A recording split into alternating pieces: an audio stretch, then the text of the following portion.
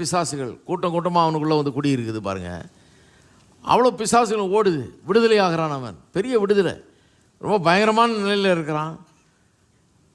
அந்த அவனுக்குள்ளே இருந்த பிசாசுகள் எல்லாம் ஓடி விட்டது.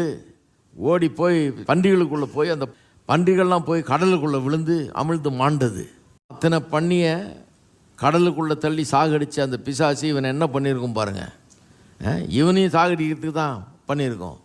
இவன் தன்னை கீறி கொள்ளுகிறான், அடித்து கொள்ளுகிறான், போகிற வரவங்களை அடிக்கிறான். அப்படி இருந்தான். அவனுக்கு சொஸ்தம் கிடைக்குது. புத்தி தெளிந்தவனாய் அங்கே உட்காந்து இயேசுவின் பாதத்தில் உட்காந்து பிரசங்கம் கேட்டுட்ருக்கான் பாருங்க. எல்லாரும் பார்த்து பயந்துட்டாங்க. அட இவனா இப்படி ஆயிட்டான்னு, இவனை பார்த்து நம்ம பயந்து ஓடுவோமே, இவனை அப்படி ஆயிட்டான்னு. அடுத்த வசனம் பாருங்கள். பிசாசுகள் பிடித்திருந்தவன் சொஸ்தமாக்கப்பட்டதை கண்டவர்களும் அதை அவர்களுக்கு அறிவித்தார்கள். இவனுக்கு என்ன சுகமாச்சு? பிசாசு பிடித்திருந்தது சொஸ்தமாச்சு. அதை சொல்லும்போது 36ஆம் வசனத்தில் சொஸ்தமாக்கப்பட்டதுன்னு வருது பாருங்கள். அதுவும் சோசோ தான். சோசோங்கிற வார்த்தையிலேருந்து வருது. அப்போ பிசாசின் பிடியிலிருந்து விடுதலையானாலும் சோசோ தான். சோசோ வெறும் பாவ மன்னிப்புன்ற ரட்சிப்பு மட்டும் இல்லை, சரீர சுகமும் சோசோ தான். பிசாசு பிடித்திலிருந்து விடுதலையானாலும் சோசோ தான். இப்போ அப்போஸ்தலர் நடவடிக்கைகள் 4ஆம் அதிகாரத்துக்கு திருப்புங்க. அப்போஸ்தலர் நடவடிக்கைகள் 4ஆம் அதிகாரம் 3ஆம் அதிகாரத்தில் பெரிய அற்புதம் ஒன்று நடக்குது. தேவாலயத்துக்கு போகிற அந்த வாசல் அண்டையில் அலங்கார வாசலுக்கு ஒரு சப்பானியாய் பிறந்த ஒருவன், ஒரு நாள் நடந்தது கிடையாது, பிறந்ததே ஊனமாக பிறந்திருக்கிறான். உட்காந்து பிச்சை கேட்கறது அவன் வழக்கம். அவன் வழக்கம் போல் பிச்சை கேட்டுட்டு இருக்கான். பேதுருவும் யோவானும் போகிறாங்க. அவங்க சொல்கிறாங்க, வெள்ளியும் பொண்ணும் எங்களிடத்தில் இல்லை, சரி நான் இயேசு நாமத்தில் எழுந்து நடன்னு சொல்கிறாங்க.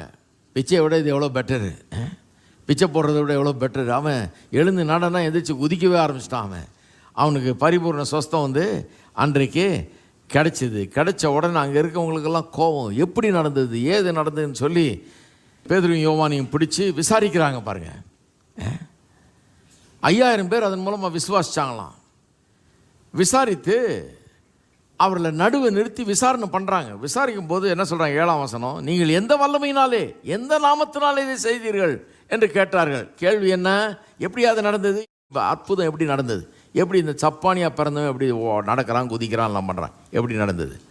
பதில் சொல்கிறார் பேதுரு. கவனிங்க. அப்பொழுது பேதுரு பரிசுத்த ஆவியினாலே நிறைந்து அவளை நோக்கி, ஜனங்களின் அதிகாரிகளே, இஸ்ரவேல் மூப்பர்களே, பிணியாளியாக இருந்த மனுஷனுக்கு செய்யப்பட்ட உபகாரத்தை குறித்து எதனாலே இவன் ஆரோக்கியமானான் என்று நீங்கள் இன்று எங்களிடத்தில் விசாரித்து கேட்டால், சொல்கிறான், ஜனங்களே கேளுங்க, எதனால இது நடந்ததுன்னு என்ன கேட்டிங்கன்னா என் பதில் என்னவாக இருக்கும்?